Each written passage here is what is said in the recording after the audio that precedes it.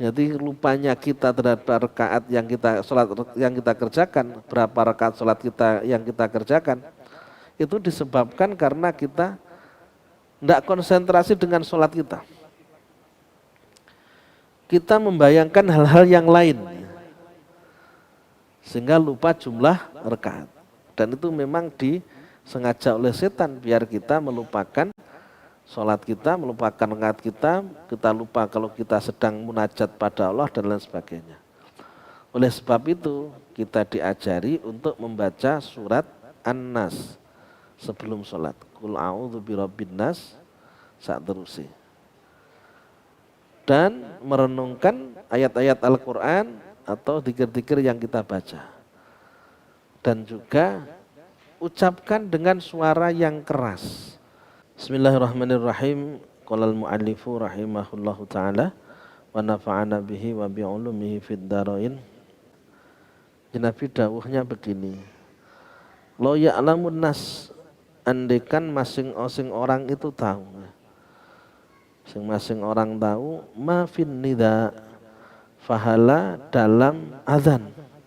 Ma fin nida, fahala yang disediakan Allah bagi yang mau azan. Fahala azan wa sofil awal, dan fahala ketika berada di sof yang pertama dalam sholat. Sof awal as-sof alladhi yalil imam, sof yang dekat dengan imam, yang langsung berhadapan dengan imam.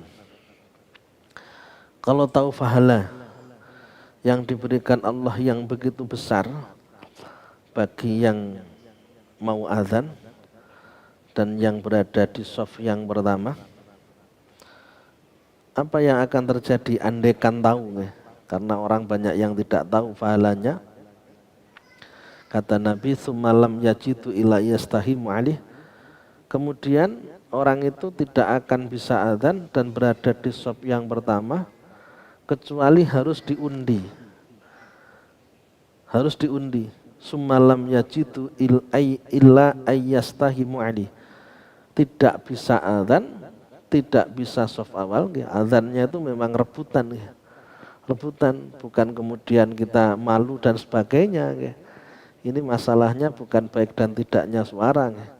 Ini berkaitan dengan pahala yang didapatkan. Kata Nabi, andaikan bisa azan dan bisa berada di shaf yang pertama, itu harus diundi dulu. Karena rebutan. Bisa melakukan azan kalau undiannya keluar. Lastahamu alih. Kata Nabi, maka semua orang akan ikut undian tersebut biar mendapatkan bagian untuk adzan atau berada di shaf yang pertama. Jadi kalau tahu besarnya pahala, semuanya berebut dan tidak bisa menempati kecuali diundi, maka semuanya ikut undian agar bisa mendapatkan kesempatan adzan dan berada di shaf yang pertama. Itu dawuhnya Kanjeng Nabi. Walau ya'lamuna ma fit tahjiri lastabaqu ilaih. Andaikan semua orang itu tahu pahala yang diberikan kepada orang yang tahjir, itu diartikan dengan berlomba berangkat sholat. Ditahjir artinya at-tabkir ila sholah, berangkat duluan untuk sholat, menunggu sholat di dalam sholat. Jadi ketika mau masuk sholat dia sudah siap-siap. Misalkan dari maghrib menunggu isya, pahalanya menunggu, pahalanya menanti datangnya sholat yang berikutnya. Dia tunggu datangnya. Andaikan orang tahu pahalanya itu, lastabaku ilaih, maka semua orang akan berlomba-lomba untuk bisa mendapatkan tempat di masjid tersebut. karena banyak orang yang menginginkan, sehingga bisa jadi tidak akan kebagian tempat. Harus duluan, harus benar-benar mendahului yang lainnya. Kalau orang paham besarnya pahala, pasti akan berlomba-lomba untuk bisa berada di tempat untuk menunggu datangnya waktu sholat yang berikutnya. Saking besarnya pahala. Walau ya'lamu ma fil atamah wa subhi la atauhuma walau habwan. Andaikan semua orang itu tahu pahala dalam mengerjakan sholat isya dan juga sholat subuh secara berjamaah, dia tahu betul pahala yang akan diberikan Allah, pahala jamaah sholat subuh dan pahala jamaahnya sholat isya. Maka yang terjadi adalah la atauhuma walau khafwan, maka akan mendatangi tempat sholat isya berjamaah dan sholat subuh berjamaah walau habwan, walaupun dengan merangkak. Kalau tahu besarnya pahala, tidak akan disia-siakan, akan datang ke tempat berjamaah tersebut walaupun dalam keadaan merangkak. Subhanallah. Untungnya orang tidak tahu. Kalau tahu kan masya Allah. Masjid musola ini bingung tempatnya ora cukup. Tak mirip bingung. Hadis sahih.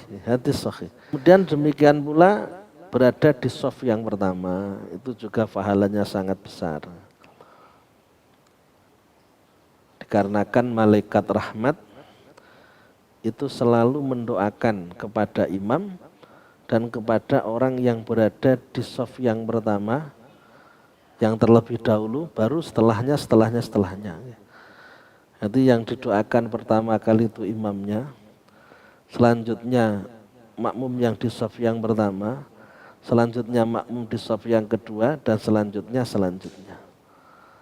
Jadi mendapatkan doanya malaikat rahmat terlebih dahulu dibandingkan dengan shaf yang berada di belakangnya.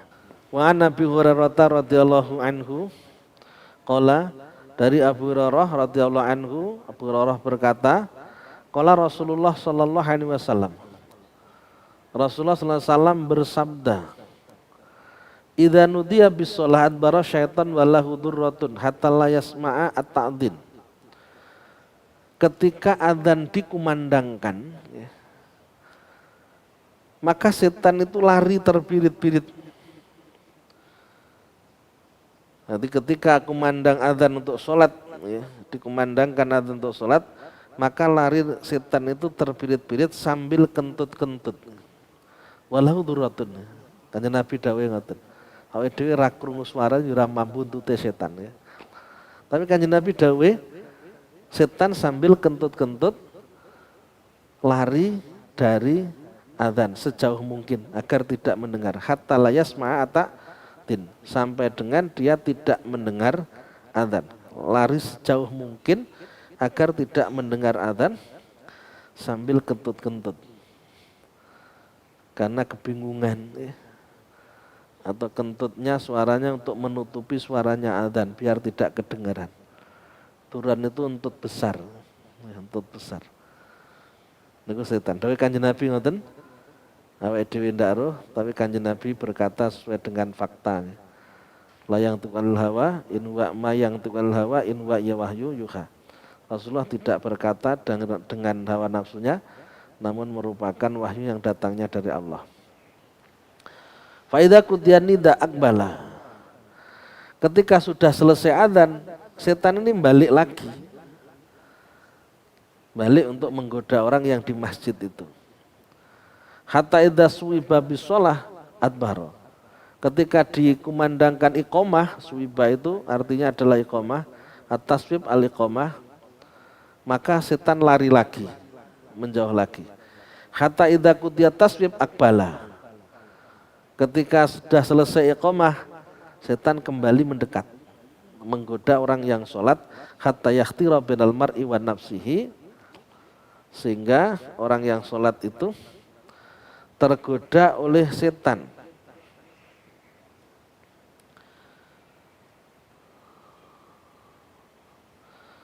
Nanti hatta yakhtira bainal mar'i wa nafsihi, setan bisa masuk di antara seseorang dengan nafsunya, berarti berusaha untuk menggoda orang yang akan sholat. Yakulu, sambil mengatakan setan, udkur kadza wadkur kadza, ingatlah ini, ingatlah itu. Pokoknya tidak urus-urusnya sholat itu tidak ingat apa-apa, namun ketika sholat itu banyak yang teringat. Lima lam yadkur min qablu, terhadap apa yang tidak diingat sebelum itu. Oleh setan itu ditumbuhkan biar mengingat apa-apa. Hatta yadhalla ar-rajul mayadri kam sholat, sampai dengan orang yang mau sholat itu, orang yang sedang sholat karena terus ingat sesuatu, banyak yang diingat, akhirnya lupa berapa rakaat sholat yang dikerjakan.